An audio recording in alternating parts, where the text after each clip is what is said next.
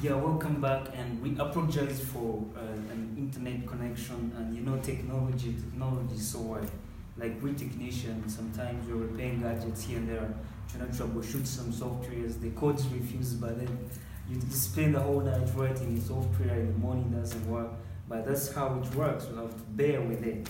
So I just want to congratulate everyone who paid the tax, the social media tax, and thanks so much for contributing to the government, to the roads, to the hospitals. And how about those who are using VPN? VPN?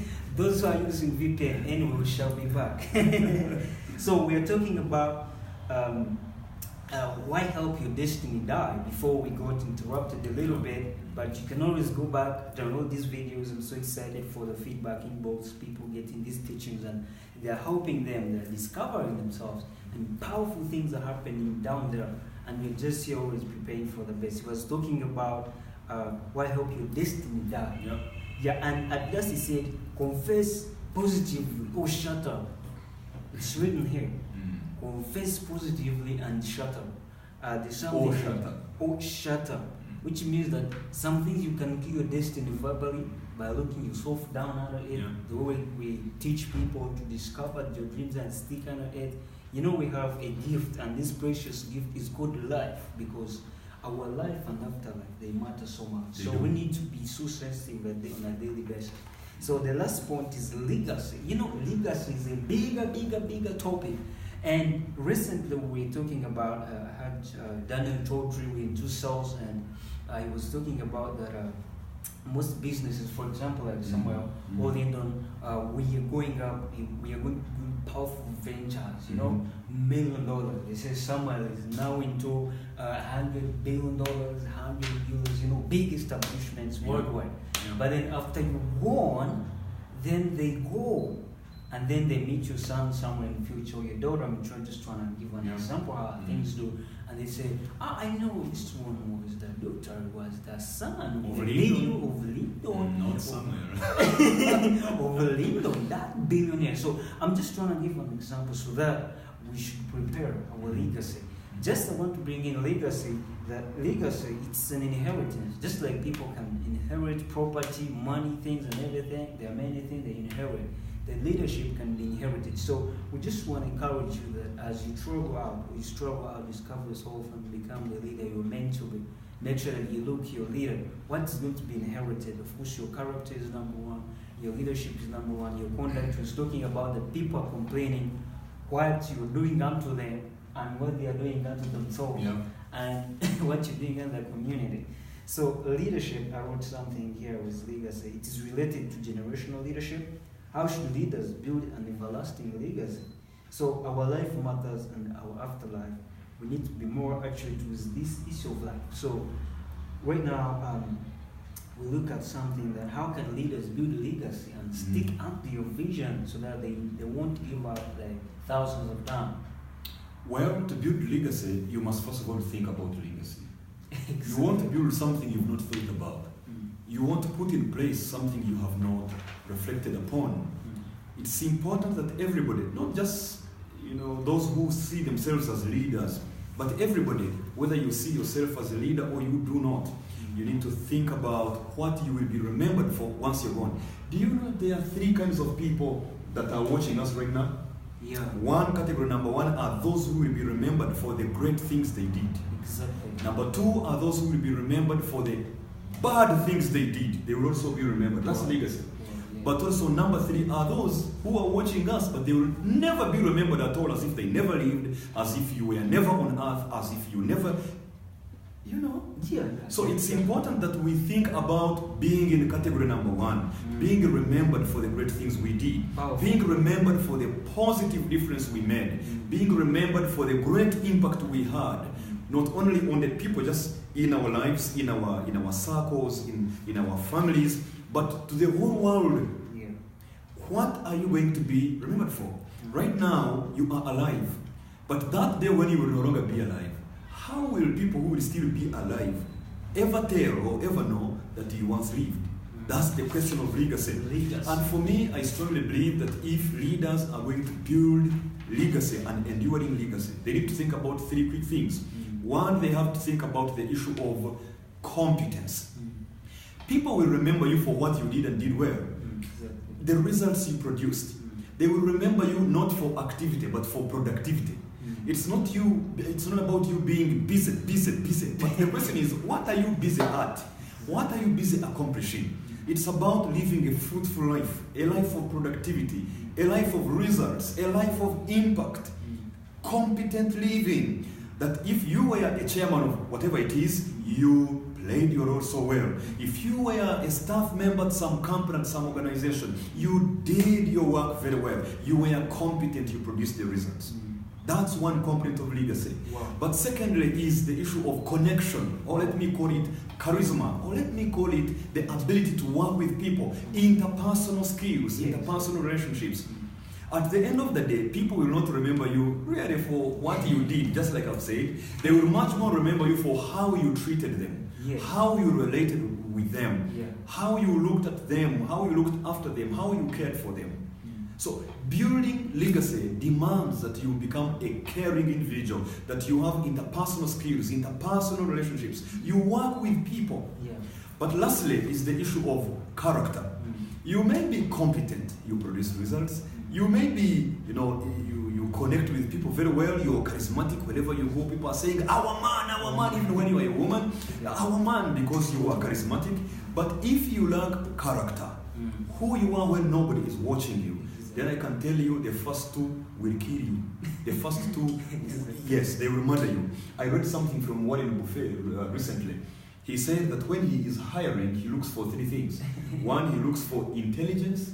Number two, he looks for drive, personal drive. And number three, he looks for integrity.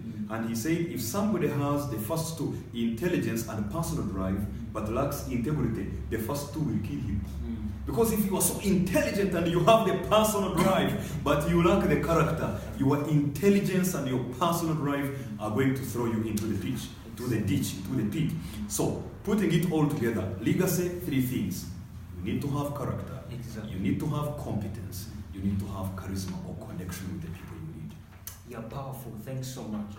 You share those powerful things and powerful keys, and I always encourage people that make sure you know these things down, you know them, because we carefully research them. We need to help you. We have a desire, and we are feeling a desire pulling us to get into these ventures, to have these speaking events, have these live streams, instead of being there sharing videos in the picture, but we're trying to teach you, bring the classroom in the front of you, at your comfort, in your sitting room, in your car. Make sure that you really stick under it. And thanks so much, Samuel, for paying a price and becoming a leadership consultant. And I believe the generation you're leading is going to thrive, because leadership, not only for the past generation, have been having shortfalls, what they can call shortfalls. And when I was doing research before even contacting you, requesting for your time, I was thinking about the price you really paid, because that's a very hard sector that someone can say, I'm going into leadership. It's very fire, it's fire outside there, because I've been in the field, I know he's been there 12 years, so he knows what it is. So someone need that I'm standing in for leaders, I'm standing so that I can inspire them to live, to love and lead. Yeah, because these leaders, they lack love, they lack living and leading at the same time. So as the theme goes. So right here, there's something that I want to share before you share your final thoughts with our audiences and your coming events and how you can share with them. There's something on page 14 that says that start being a doer now. And so he wrote and said, so what have you thought about doing? What have you even failed at? What have you dreamt about? What has turned out to seem impossible for you? What has scared you every time you thought of it? These are the things that self-discovery is not an easy journey, and that's why you're giving it tons of time on it, step by step, just to bring the best out of it. These questions are too very, very strong if someone really knows how to read and meditate and you can really briefly share with them, because most of the people, we can tell them read, and they think it's all about getting the book and you start from page 1 and last page and throw it on the table. So you can share with them the tips how you read and how you balance your reading culture along the busy schedules and everything. Well, I strongly believe that the issue of time is not a resource issue. It is a priority matter. Well, yeah. It's not a resource issue. So when you say, I don't have time for reading, that's not true. You simply don't see reading as a priority issue. Because how come you have time to watch football? Exactly. How come you have time to go to the pitch and play? How come you have time to do all these other things you do? It's because you have taken them as important. So personally, I decided to make reading a matter of priority in my life, because I know that people perish because of lacking knowledge. Exactly. I need knowledge, I need understanding, I need wisdom. I need to know what I am talking about. So I read, I understand, I empower myself. Wow, yeah. And people talk about not having the time. For me, what I do in order to find time for reading, for example, every now and again, every time you meet me anywhere, you will surely, 99% of the times you will find me having a book tucked somewhere in my bag. Exactly. I always travel with books. Why? I am maybe in the jam, and I just get a book and start reading. Or you go to the bank and maybe you find a long line.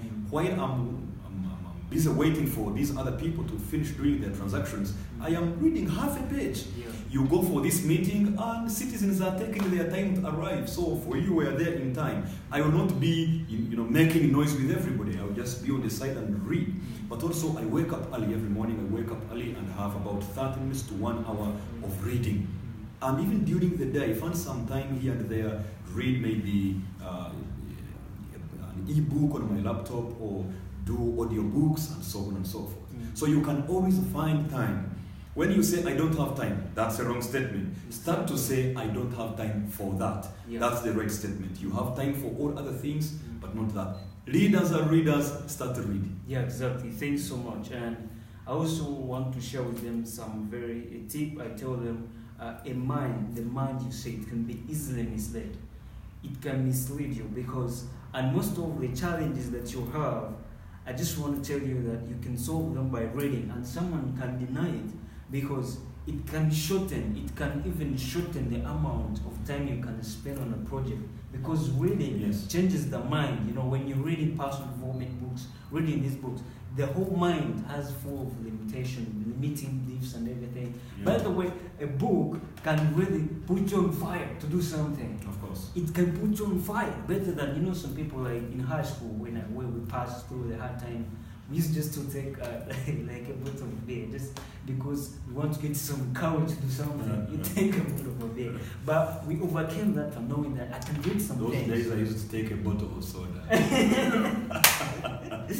Yeah, kind of self-discovery is a whole different journey, and everyone has a different journey. Like we always tell them that we are speakers, we are writers, but we are not encouraging you to become writers. Some of us can see this teaching and be like, these people want me to be a speaker, but I fear they want me to become a writer, but I don't know where to start from. We just want to encourage you that in your field, we don't care whether you're into academics, you're an engineer, you're a doctor, you're a football player, whatever career. Or canteen management. Or underwater bubble. Whatever it is. The issue is being excellent at your field of endeavor.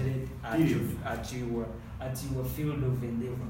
So lastly, I want to, before we see his final thoughts, I just want to also remind you that on Saturday, I'm having Pastor Martin Wandera from Truth Gospel Church from Kenya, and he's going to be sharing about courage to break out an idea into reality. Yeah. You need to break out and bring those ideas. Sometimes what really motivates me to wake up early and rush to office and write my schedule, I'm always asking myself, having that day in my mind. I don't know how you take your leader. I always think that sometimes I won't be here, so I make sure that I have to fulfill my schedules. Yeah. So that's my drive. Those are my final thoughts I want to share with you, that even though it's something small but it's positive, it makes a greater change than doing a big negative thing, because you want to achieve a small positive thing. So you can share with them the final thoughts, and we can. Well, I want to first of all thank you for setting this up. You have set this up to ensure it happens. welcome. We want to thank you, the viewers, for tuning in, for coming live, Beautiful. and for watching and for listening. And you've been, giving those comments. You are putting right there. You are liking. You are asking questions. You are. Thank you very much for spending that time. Yeah. My last word for you, dear viewer, is this: you need to have the courage to jump out of your comfort zone. You need to have the courage to jump out of your comfort zone. Let me tell you, if you keep doing what you have been doing, you are going to keep getting what you have been getting. So if you think there is something new that you want to get, then you better do something new. There is another book I just finished writing, not yet published, and it talks about matters of change. And one of the statements I wrote in says, nothing changes if nothing changes. Nothing changes. If nothing changes. In other words, if you don't change anything, don't be surprised when nothing changes. So if you want anything to change, you better change something, because nothing changes unless something has changed. So change something if you want something to change. You need to maybe change the way you've been thinking, maybe change the company you've been keeping, the people you've been with, maybe change the places you've been going to, the books you've been reading, the TV stations you've been watching, the kind of music you've been listening to. You have to change something. Have the courage to jump out of your comfort zone. Because your comfort zone is your failure zone. Your success zone is outside your area of comfort. So what is it that you have been fearing? Now go for it. Go for it. Go for it. Go and face your fears. I don't know, whatever it is. Face that fear. Don't remain in your comfort zone, because the comfort zone is the failure zone. Jump out, step into your discomfort zone, and see miracles start to burst like you've never seen. Thank you so much. And I believe you are so inspired and motivated, and so much that we just like you. We're just like you. We are like you. We are humans. We have emotions. We used to have fear, but we decided to take a prize for what I am to the people here. Don't think that he came from heaven and he started leading people and helping people grow their businesses and organizations. He paid a price. It's never easy to stand up. I think they should know that. It's not easy to come and stand out, discover yourself. But it's possible. And that's what I teach in the certificate in public speaking and presentation mastery. In fact, we are having the 16th intake next week, beginning on Monday 9th of July.